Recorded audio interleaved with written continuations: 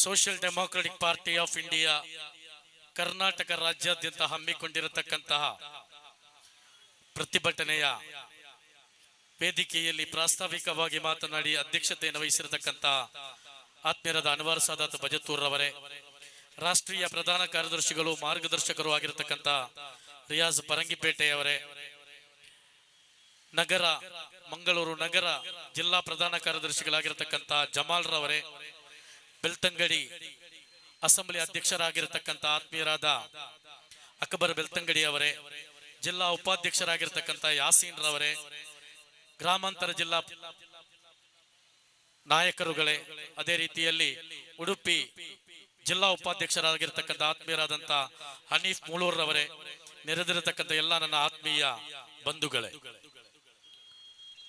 ಕರ್ನಾಟಕ ರಾಜ್ಯ ಸರ್ಕಾರವು ಸಂಘ ಪರಿವಾರದ ನಾಯಕರಾಗಿರತಕ್ಕಂತಹ ಮುತಾಲಿಕ್, ಚೈತ್ರ ಕುಂದಾಪುರ, ಯತ್ನಾಳ್ರಂತಹ ನಾಯಕರ, ಅದೇ ರೀತಿ ರಾಮಸೇನೆಯ ರಾಜ್ಯಾಧ್ಯಕ್ಷರಾಗಿರತಕ್ಕಂಥ ಆಂದೋಲನ ಸ್ವಾಮಿ ಅಂತಹ ಕೋಮು ಕ್ರಿಮಿಗಳ ಪುನರಾವರ್ತಿತ ಅಪರಾಧಗಳಾಗಿರತಕ್ಕಂತಹ ಗಲಭೆಕೋರರ ಕೇಸುಗಳನ್ನ ಹಿಂಪಡೆಯುವ ಮೂಲಕ ಕೇವಲ ಬಿಜೆಪಿ ಸರ್ಕಾರದಲ್ಲಿ ಮಾತ್ರವಲ್ಲ, ಕಾಂಗ್ರೆಸ್ ಸರ್ಕಾರದಲ್ಲೂ ಈ ರೀತಿಯ ಸಂಘ ಪರಿವಾರದ ದ್ವೇಷ ಭಾಷಣಗಾರರು, ಗಲಭೆಕೋರರು ರಕ್ಷಣೆ ಹೊಂದುತ್ತಾರೆ. ಅವರ ಸಂರಕ್ಷಣೆಯನ್ನ ಕಾಂಗ್ರೆಸ್ ಸರ್ಕಾರವು ಕೂಡ ಮಾಡುತ್ತದೆ ಅನ್ನುವುದನ್ನ, ಅವರ ಕೇಸುಗಳನ್ನ ಹಿಂಪಡೆಯುವ ಮೂಲಕ ಈ ರಾಜ್ಯದ ಕಾಂಗ್ರೆಸ್ ಸರ್ಕಾರ ಮಾಡಿ ತೋರಿಸಿದೆ. ಇದನ್ನ ತೀವ್ರವಾದಂತಹ ಕಠಿಣ ಮಾತುಗಳಿಂದ Social Democratic Party of India ಖಂಡಿಸ್ತಾ ಇದೆ.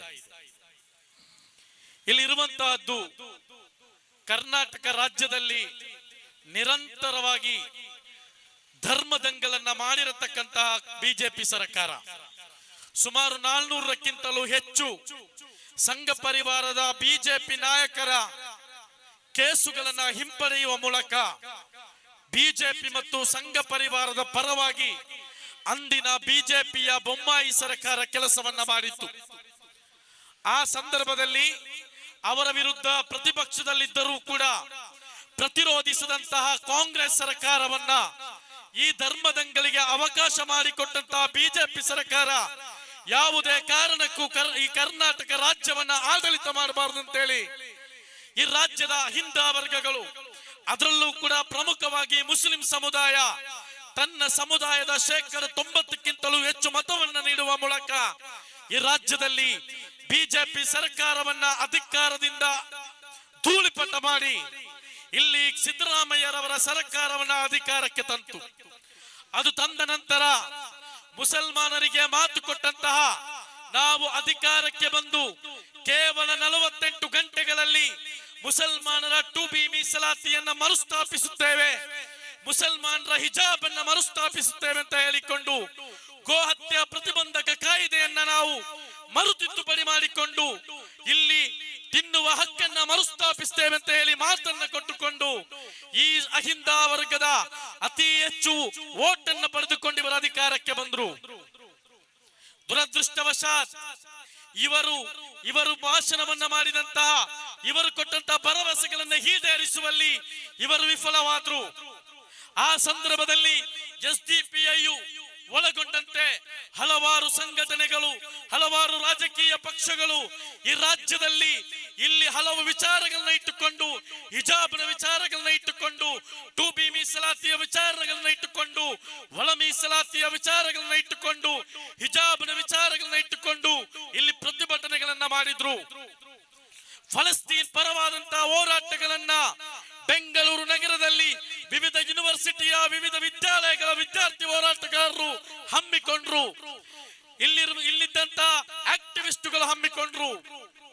ಆ ಸಂದರ್ಭದಲ್ಲಿ ಅಂತ ಹೋರಾಟಗಾರರ ಮೇಲೆ, ನನ್ನನ್ನು ಒಳಗೊಂಡಂತೆ ಹಲವು ಹೋರಾಟಗಾರರ ಮೇಲೆ ಈ ಕಾಂಗ್ರೆಸ್ ಸರ್ಕಾರ ಕೇಸು ದಾಖಲಿಸುತ್ತೇ ಹೊರತು ಅವರು ಕೊಟ್ಟಂತಹ ಭರವಸೆಯನ್ನ ಈಡೇರಿಸಲಿಕ್ಕೆ ಇವರು ಮುಂದೆ ಬರಲಿಲ್ಲ ಅನ್ನೋದನ್ನು ನೀವು ಅರ್ಥ ಮಾಡಿಕೊಳ್ಬೇಕು. ಕರ್ನಾಟಕದಲ್ಲಿ ನೀಟ್ ಎಕ್ಸಾಮ್ ಸಂದರ್ಭದಲ್ಲಿ, ಸಿಇಟಿ ಎಕ್ಸಾಮ್ ಸಂದರ್ಭದಲ್ಲಿ ಇಲ್ಲಿಯ ಮೇಲ್ವರ್ಗದವರು ಜನಿವಾರ ಧರಿಸಿದ್ದನ್ನ ತೆಗೆಸಿದಂತಹ ಸಂದರ್ಭ ಬಂದಾಗ ಇಲ್ಲಿರುವಂತಹ ಬ್ರಾಹ್ಮಣ ವರ್ಗದ ಮನೋಭಾವಕ್ಕೂ ಅವರ ಧಾರ್ಮಿಕವಾದಂತಹ ನಂಬಿಕೆಗಳಿಗೆ ನೋವುಂಟಾದಾಗ ಕಾಂಗ್ರೆಸ್ ಸರ್ಕಾರದ ಸಚಿವ ಸಂಪುಟಗಳಿಗೆ ನೋವುಂಟಾಯಿತು, ಸಿದ್ದರಾಮಯ್ಯರವರಿಗೆ ನೋವುಂಟಾಯಿತು. ಕಾಂಗ್ರೆಸ್ ಸರ್ಕಾರ ಜನಿವಾರದ ವಿಚಾರವಾಗಿ ತೀರ್ಮಾನವನ್ನ ಕೈಗೊಳ್ಳಬೇಕಾದಂತ ಅನಿವಾರ್ಯ ಸಂದರ್ಭ ಬಂದಾಗ ಇಲ್ಲಿ ಹಿಜಾಬ್ ಅನ್ನ ಮುಸಲ್ಮಾನರಿಗೆ ನೀಡಬೇಕಾಗಿ ಬಂತು. ಅಂದ್ರೆ 3 ವರ್ಷಗಳಲ್ಲಿ ಹಿಜಾಬ್ ಅನ್ನ ನೀಡದವರು ಜನಿವಾರದ ಹೆಸರಿನಲ್ಲಿ ಇಲ್ಲಿ ಹಿಜಾಬ್ ಅನ್ನ ನೀಡಿದ್ರು. ಇಲ್ಲಿ ಜನಿವಾರದ ಇಶ್ಯೂ ಇಲ್ಲಿ ಬರಬೇಕಾಯಿತು. ಆ ನಂತರ ಈಗಾಗಲೇ ಜಿಲ್ಲಾಧ್ಯಕ್ಷರಾದಂತ ಅನ್ವರ್ ಸಾದಾತ್ ಅವರು ಹೇಳಿದಂತೆ ಹಿಜಾಬ್ ಅನ್ನ ಅವರು ಹಿಂಪಡೆದಂತ ನಂತರ ಇಲ್ಲಿರುವಂತಹ ಹಿಂದುತ್ವ ಭೀಕರ ಹೋರಾಟಗಾರರನ್ನ ಸಂತೋಷಪಡಿಸಲಿಕ್ಕೋಸ್ಕರ, ಅವರ ಬಾಯಿಯನ್ನು ಮುಚ್ಚರಿಸಲಿಕ್ಕೋಸ್ಕರ, ಬಿಜೆಪಿಯ ಐಟಿ ಸೆಲ್ಗಳಿಗೆ ಉತ್ತರವನ್ನ ಕೊಡುವುದನ್ನ ತಡೆಯಲಿಕ್ಕೋಸ್ಕರ ಇವತ್ತು ಏನು ಮಾಡಲಾಗಿದೆ ಅಂತ ಹೇಳಿದ್ರೆ, ಇಲ್ಲಿಯ ಹೆಸರಾಂತ ಕೋಮುವಾದಿಗಳ, ಹೆಸರಾಂತ ಕೋಮು ಗಲಭೆಗೋರರ ಕೇಸುಗಳನ್ನ ಹಿಂಪಡೆಯುವ ಮೂಲಕ ಅವರಿಗೆ ಯಾವ ರೀತಿ ಹಿಜಾಬ್ನ ಸಂದರ್ಭದಲ್ಲಿ ವಿದ್ಯಾರ್ಥಿಗಳನ್ನ ಗೇಟಿನ ಹೊರಗಡೆ ನಿಲ್ಲಿಸಿದವರಿಗೆ ಪ್ರಶಸ್ತಿಯನ್ನು ನೀಡಲಿಕ್ಕೆ ಸಿದ್ದರಾಮಯ್ಯ ಸರ್ಕಾರ ಮುಂದಾಯಿತು, ಅದೇ ರೀತಿಯಲ್ಲಿ ಇವತ್ತು ಕೇಸನ್ನ ಹಿಂಪಡೆಯಲಾಗಿದೆ. ಅಂತಹ ಸಂದರ್ಭದಲ್ಲಿ ಈ ರಾಜ್ಯದಲ್ಲಿ ಹೋರಾಟ ಮಾಡಿದಂತ ಹಲವು ಹೋರಾಟಗಾರರ, ಮಾನವ ಹಕ್ಕು ಹೋರಾಟಗಾರರ, ಮುಸ್ಲಿಂ ಸಮುದಾಯದ ಪರ ಹೋರಾಟ ಮಾಡಿದಂತ ಹೋರಾಟಗಾರರ ಕೇಸನ್ನ ಹಿಂಪಡೆಯಲಿಕ್ಕೆ ಪರಮೇಶ್ವರ್ ಅವರ ಟೇಬಲ್ ನಲ್ಲಿದ್ದಂತ ಒಂದೇ ಒಂದು ಮನವಿ ಸರ್ಕಾರದಲ್ಲಿ ಇದುವರೆಗೆ ಚರ್ಚಿಸಲ್ಪಡಲಿಲ್ಲ ಅನ್ನೋದನ್ನು ನೀವು ಅರ್ಥ ಮಾಡಿಕೊಳ್ಬೇಕು. ಇಲ್ಲಿ ಕನ್ನಡ ಪರ ಸಂಘಟನೆಗಳ, ಇಲ್ಲಿ ರೈತ ಪರ ಹೋರಾಟಗಾರರ, ಹೋಟೆಲ್ ನಾಗರಾಜನಂತ ಕರ್ನಾಟಕ ಕಂಡಂತ ಧೀಮಂತ ಹೋರಾಟಗಾರರ ಕೇಸನ್ನ ಹಿಂಪಡೆದುದನ್ನು ನಾವು ಸ್ವಾಗತಿಸ್ತೇವೆ, ಅಭಿನಂದಿಸ್ತೇವೆ. ಅದೇ ಸಂದರ್ಭದಲ್ಲಿ ಮುತಾಲಿಕ್ನಂತಹ, ಚೈತ್ರ ಕುಂದಾಪುರದಂತಹ, ಯತ್ನಾಳ್ನಂತಹ ಕೋಮು ಕ್ರಿಮಿಗಳ ಕೇಸನ್ನ ಹಿಂಪಡೆದದನ್ನ ಯಾವುದೇ ಕಾರಣಕ್ಕೂ ಒಪ್ಪಲಿಕ್ಕೆ ಸಾಧ್ಯವಿಲ್ಲ ಅನ್ನುವಂತ ಬಹಳ ಸ್ಪಷ್ಟವಾದಂತಹ ಸಂದೇಶವನ್ನ ನಾವು ನೀಡಲಿಕ್ಕೆ ಇಚ್ಛೆ ಪಡ್ತಾ ಇದ್ದೇವೆ. ನೀವು ಈ ರಾಜ್ಯದಲ್ಲಿ ಏನನ್ನ ಮಾಡಲಿಕ್ಕೆ ಹೊರಟಿದ್ದೀರಿ ಅನ್ನೋದನ್ನ, ಯಾರನ್ನ ಮೆಚ್ಚಿಸಲಿಕ್ಕೆ ಹೊರಟಿದ್ದೀರಿ ಅನ್ನೋದನ್ನ, ಈ ರೀತಿಯ ಕೇಸುಗಳನ್ನು ಹಿಂಪಡೆಯುವಂತಹ ಚರ್ಚೆಗಳು ನಿಮ್ಮ ಸಚಿವ ಸಂಪುಟದಲ್ಲಿ ನಡೆಯುತ್ತಾ ಇದೆಯೋ ಅಥವಾ BL ಸಂತೋಷ್ ರವರು ಬಂದು ಕೇಶವ ಕಲ್ಪದ ಕಚೇರಿಯಲ್ಲಿ ಕೂತು ಈ ರೀತಿಯ ತೀರ್ಮಾನವನ್ನು ಮಾಡ್ತಾ ಇದ್ದಾರೆ ಅನ್ನೋದನ್ನ ಇಲ್ಲಿರುವಂತಹ ಸರ್ಕಾರಗಳು ಈ ರಾಜ್ಯದ ಪ್ರಜ್ಞಾವಂತ ಜನತೆಗೆ ಉತ್ತರಿಸಬೇಕಂತ ಹೇಳಿ ಬಹಳ ಕಳಕಳಿಯಾಗಿ ನಾವು ನಿಮ್ಮಲ್ಲಿ ವಿನಂತಿಸ್ತಾ ಇದ್ದೇವೆ. ನಮ್ಮನ್ನ ಮಂಗ ಮಾಡುವಂತಹ ರಾಜ್ಯದ ಪ್ರಜ್ಞಾವಂತ ನಾಗರಿಕರ ಕಣ್ಣಿಗೆ ಮಣ್ಣೆರಚುವಂತಹ ಕೆಲಸವನ್ನ ರಾಜ್ಯ ಸರ್ಕಾರ ಇನ್ನಾದರೂ ಬಿಡಬೇಕಂತ ಹೇಳಿ ಬಹಳ ಸ್ಪಷ್ಟವಾಗಿ ನಾವು ಹೇಳ್ತಾ ಇದ್ದೇವೆ. ಇನ್ನೊಂದು ನಿಮ್ಮಲ್ಲಿ ಹೇಳಲಿಕ್ಕಿರುವಂತಹದ್ದು, ಗೋ ಸಂರಕ್ಷಣೆ ಹೆಸರಿನಲ್ಲಿ ರಾಜ್ಯದಲ್ಲಿ ನಡೆಯುತ್ತಾ ಇರುವಂತಹ ಪುಂಡಾಟಿಕೆ, ಇದನ್ನ ಬಹಳ ಅಂದವಾಗಿ ನಾವು ಅರ್ಥ ಮಾಡಿಕೊಳ್ಬೇಕು. ಅಂದ್ರೆ ಗೋಹತ್ಯಾ ಪ್ರತಿಬಂಧಕ ಕಾಯ್ದೆಯಲ್ಲಿ ಒಂದು ಆದೇಶ ಇದೆ. ಅದರ ಗೆಜೆಟ್ ನೋಟಿಫಿಕೇಶನ್ ಅನ್ನ ಇವತ್ತು ನಾನು ಸ್ಟಡಿ ಮಾಡ್ತಾ ಇದ್ದೆ. ಅದರಲ್ಲಿ ಇರುವಂತಹದ್ದು, ಯಾರು ಗೋವನ್ನ ರಕ್ಷಣೆ ಮಾಡ್ತಾರೋ ಅವರ ಮೇಲೆ ಕ್ರಮವನ್ನ ಕೈಗೊಳ್ಳಬಾರದು ಎಂದಾಗಿದೆ.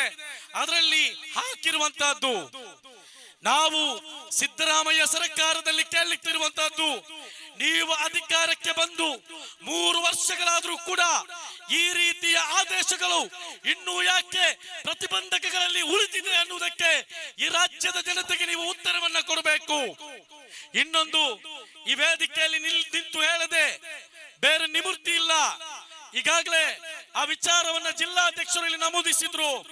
ಒಬ್ಬ ದೊಡ್ಡ ನಾಯಕ, ಇಲ್ಲಿ ಇಕ್ಬಾಲ್ ಬಂಟ್ವಾಲ್ ರವರ ಕೊಲೆ ಪ್ರಕರಣದಲ್ಲಿ ಆರೋಪಿಯಾಗಿರ್ತಕ್ಕಂತ ಒಬ್ಬ ಗೂಂಡಾ ನಾಯಕ, ಮೊನ್ನೆ ಈ ರಿಯಾಜ್ ಕಡಂ ಅನ್ನುವಂತ ವ್ಯಕ್ತಿ ಒಂದು ಉರೂಸ್ ಕಾರ್ಯಕ್ರಮದಲ್ಲಿ ತಿನ್ನುವುದು ನಮ್ಮ ಹಕ್ಕು ಅನ್ನುವಂತಹ ಬಾಬಾ ಸಾಹೇಬ್ ಅಂಬೇಡ್ಕರ್ ರವರು ಸಂವಿಧಾನದಲ್ಲಿ ಹೇಳಿರುವಂತಹ, ನಮೂದಿಸಿರುವಂತಹ ಆಹಾರವನ್ನ ಸೇವಿಸುವಂತಹ ಸ್ವಾತಂತ್ರ್ಯದ ಭಾಗವಾದಂತಹ ಹಕ್ಕೇನಿದೆ, ಅದನ್ನ ಹೇಳಿದ ವಿಚಾರದಲ್ಲಿ ಇಲ್ಲೊಂದು ಪ್ರೆಸ್ ಮೀಟ್ ಗಳನ್ನ ಕರೆದು ಅದರ ವಿರುದ್ಧವಾಗಿ ಮಾತನಾಡಿದ್ದಾರೆ.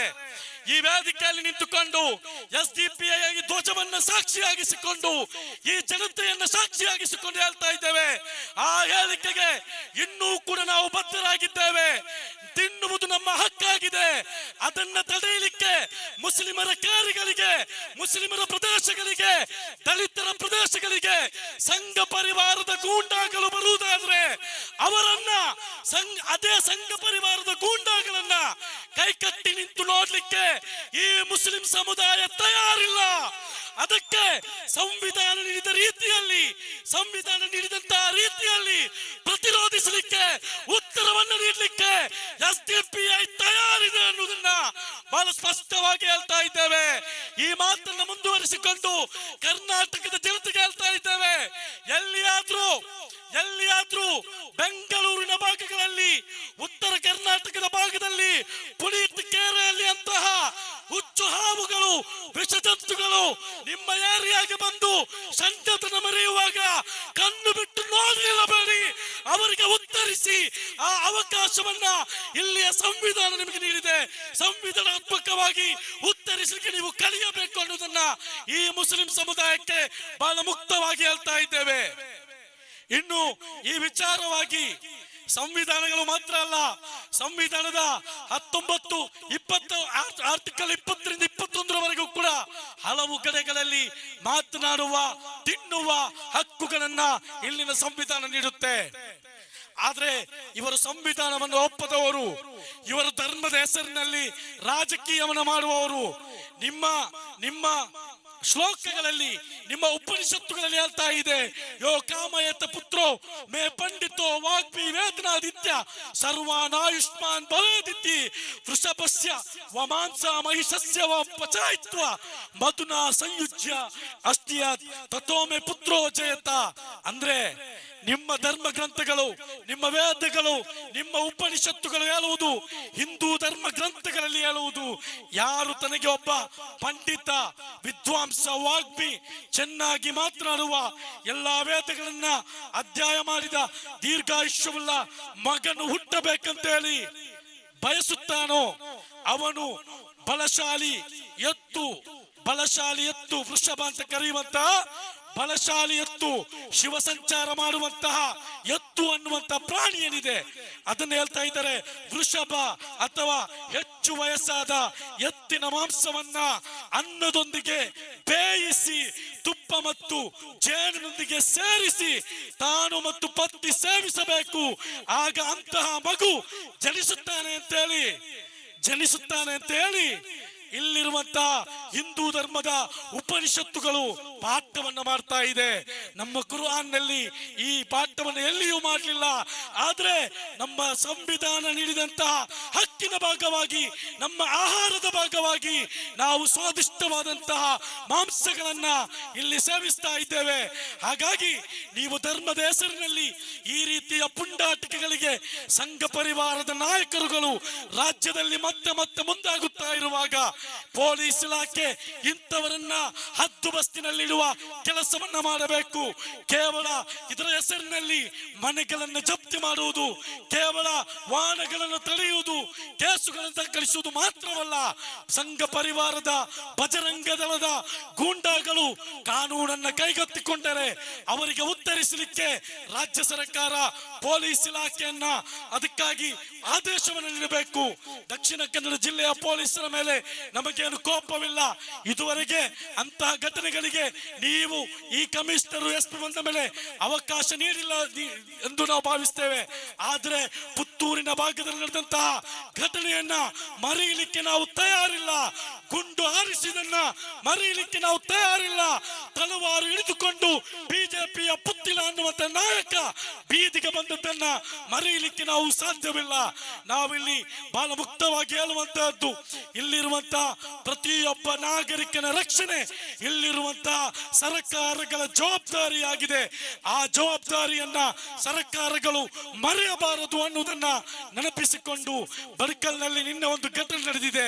ಒಂದು ಸರ್ಕಲ್ ನ ವಿಚಾರವನ್ನು ಇಟ್ಟುಕೊಂಡು ಅಲ್ಲಿ ಒಂದು ಅಹಿತಕರ ಘಟನೆಗಳನ್ನ ಮಾಡಲಿಕ್ಕೆ ಇಲ್ಲಿರುವಂತಹ ಸಂಘ ಪರಿವಾರದವರು ಮುಂದಾಗಿದ್ದಾರೆ.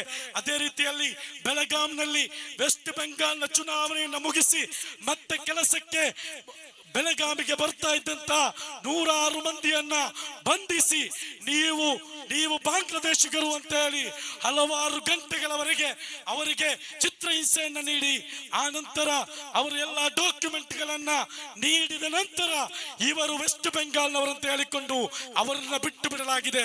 ಅದುವರೆಗೆ ಮಾಧ್ಯಮಗಳ ಮುಂದೆ ಜನತೆಯ ಮುಂದೆ ಆ ಜನರನ್ನ ಬಾಂಗ್ಲಾದೇಶಿಗಳಂತ ಹೇಳಿ ಚಿತ್ರಿಸಿಕೊಂಡು ಯಾವುದೆಲ್ಲ ರೀತಿಯಲ್ಲಿ ಅವರಿಗೆ ಮಾನಸಿಕವಾಗಿ ಹಿಂಸೆ ಮಾಡಲಾಗುತ್ತದೋ ಅದೆಲ್ಲ ರೀತಿಯಲ್ಲಿ ಅಲ್ಲಿದ್ದಂತ ಪೊಲೀಸ್ ಇಲಾಖೆ ಮತ್ತು ಅಲ್ಲಿದ್ದಂತ ಸಂಘ ಪರಿವಾರ ನಡೆದಾಗಿದೆ. ನಾವಿಲ್ಲಿ ಹೇಳುವಂತಹದ್ದು, ಸಿದ್ದರಾಮಯ್ಯರವರೇ, ನೀವು ನಿಮ್ಮ ಅಧಿಕಾರದ ಕೊನೆಯ ಸಂದರ್ಭದಲ್ಲಿ ಇದ್ದೀರಿ. ಮುಪ್ಪಾದಂತಹ ವಯಸ್ಸು ನಿಮ್ಮದಾಗಿದೆ. ಸೃಷ್ಟಿಕರ್ತರು ನಿಮಗೆ ದೀರ್ಘಾಯುಷ್ಯವನ್ನು ನೀಡಲಿ. ನೀವು ಅಧಿಕಾರದಲ್ಲಿ ಇರುವವರೆಗೆ ಜನತೆಯ ಸಂರಕ್ಷಣೆಯ ಬಗ್ಗೆ ಇನ್ನಷ್ಟು ಗಮನವನ್ನು ಹರಿಸಬೇಕಂತ ಹೇಳಿ ಕೇಳಿಕೊಳ್ಳುತ್ತಾ ನನ್ನ ಮಾತಿಗೆ ನಾನು ವಿರಾಮವನ್ನು ಹಾಕ್ತಾ ಇದ್ದೇನೆ. ಜೈ ಹಿಂದ್, ಜೈ SDPI.